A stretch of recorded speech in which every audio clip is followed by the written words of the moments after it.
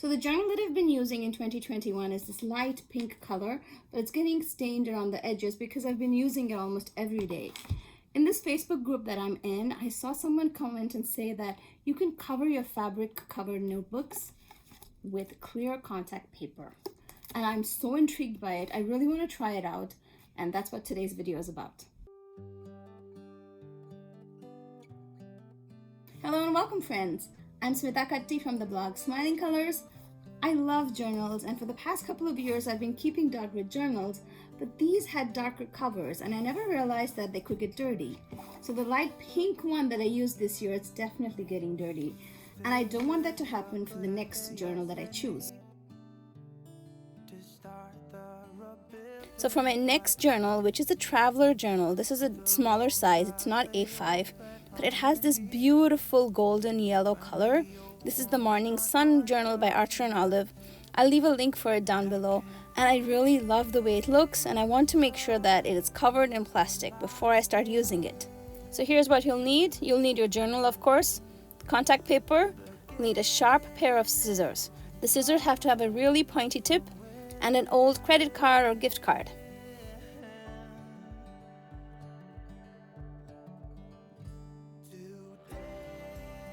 So to begin with, you want to trim your contact paper. I've left about 1.5 inches around each of the sides. So 4 sides you want 1.5 inches, and you also want to leave some allowance for the spine. So the spine of this book was about 1 inch. You want to measure carefully, measure twice if you need to, and cut once. So once you've trimmed your contact paper, I've left a 1.5 inch fold over. I had a little excess on the bottom, and instead of just cutting and wasting it, I decided to leave it as it is, and I moved my journal so that it would be in the center of the piece of paper that I've cut.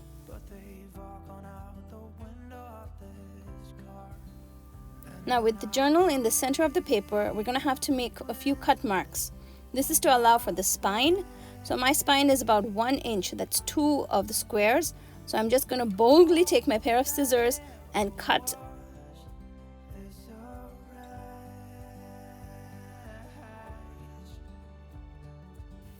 So this is where we will be folding over the contact paper so that the spine can be accommodated easily in a cover.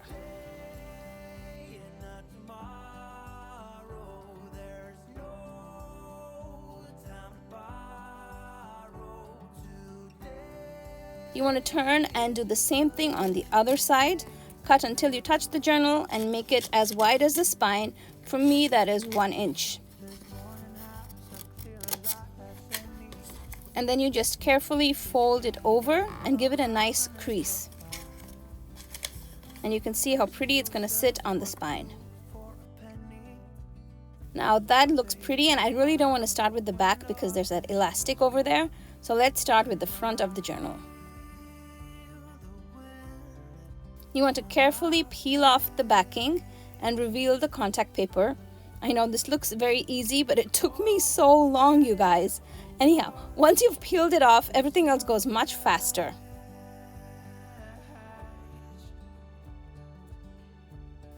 So I first just peeled off enough to fold over. That was how much I started with because I wasn't sure how much to do. You can easily peel off just the entire front and then work. I did it by part and part because in the beginning I was very scared, but you'll see later in the video that you can easily peel back whatever you've put and readjust it.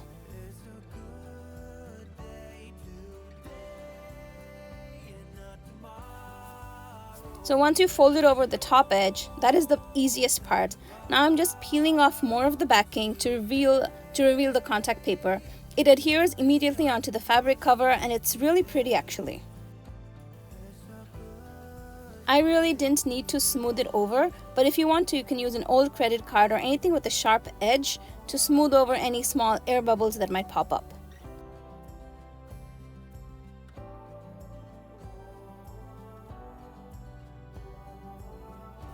And here you can see what I mean. I didn't like the way it was sitting the first time, and I simply peeled it off. It's so simple. The adhesion of the contact paper is very tacky. It's not like a permanent adhesive bond, so you can easily just peel off anything that doesn't look right. What you can't do is recut something that you've cut or pasted back. As long as you've made the correct measurements and cut correctly, you're able to peel it off and put it back together many times. To get a perfect contact, I found it easier to place the spine upright and then just press the paper into place. And when it adheres onto one part of it, you can easily smooth it out to fit the rest of the journal. That first placement, that's what takes the most amount of time. That's the thing you're going to fidget most with. But once that is in place, everything else will fall into its right position. Okay, I'm carefully going to peel the rest of the backing to cover the entire front of the journal now.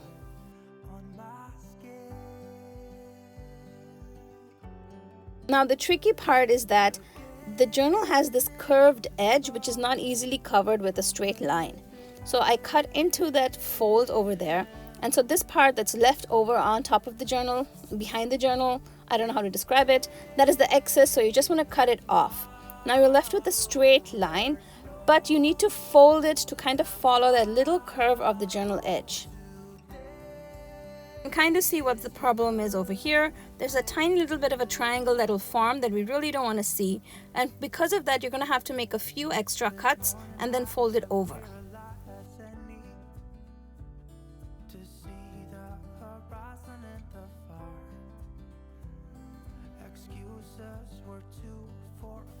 I'm going to try and show it over here. Like I've made a small little sliver cut there, and I fold that one over, and then I fold the side over completely to hold that small sliver in place.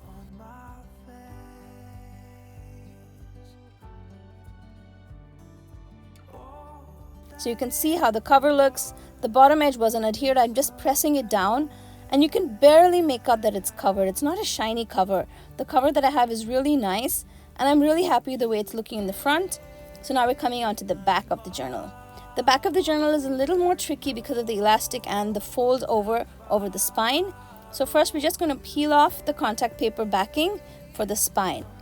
So once you've peeled off the backing on both of the spine parts, you want to peel off the backing for a little more area, enough to work with, and then it's time to fold it over.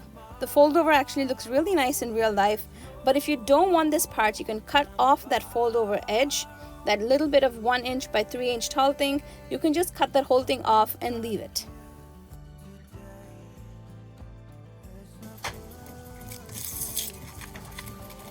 So with the spine folded over, now it's just time to put the back in place.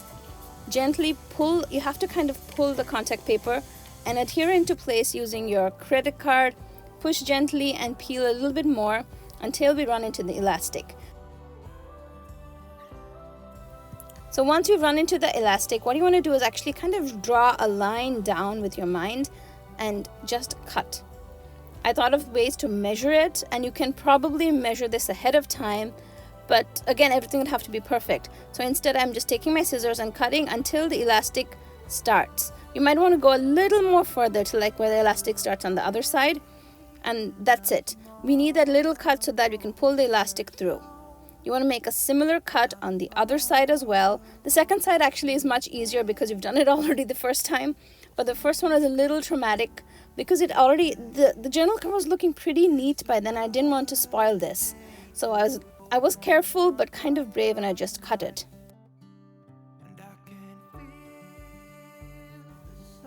So now all we need to do is pull this through the elastic. I'm just cutting off the excess of the backing that we've peeled off till now.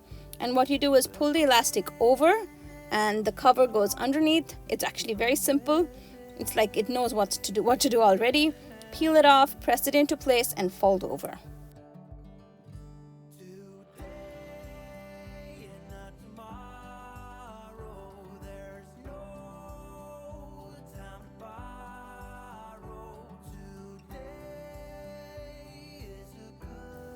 The only thing is, there's another elastic over there for the pen.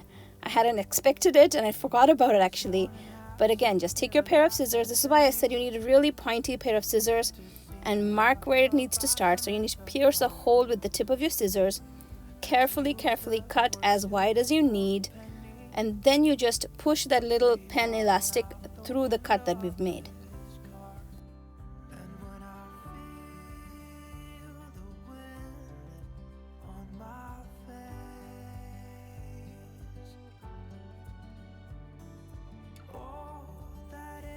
Now fold over and press into place.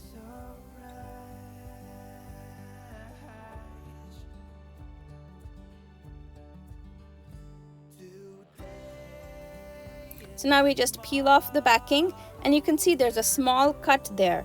It will be visible, the small cut will be visible between the elastic and the long edge of the journal, and there's nothing much we can do about it.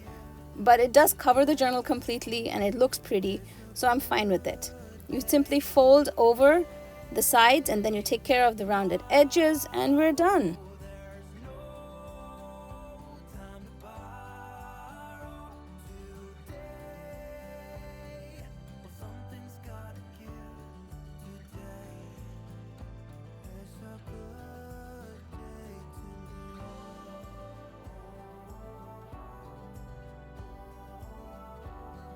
So here's the finished cover journal, you guys.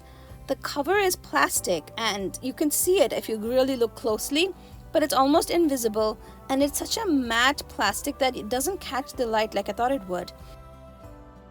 So the contact paper that I bought is a matte contact paper, something I did by accident actually. I just put contact paper in Amazon and purchased it, but I'll leave a link in the description box below if you want to find this exact kind of contact paper. I highly recommend it. It is super nice. And look at the way the spine turned out. You can barely see the fold over, and the corners turned out also pretty neat. I'm simply in love with the way this worked.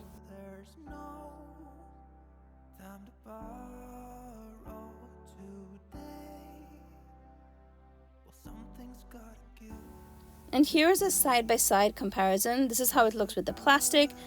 I really don't see much of a difference at all, but the plastic will definitely make sure that this keeps clean and I can wipe it if anything spills on it.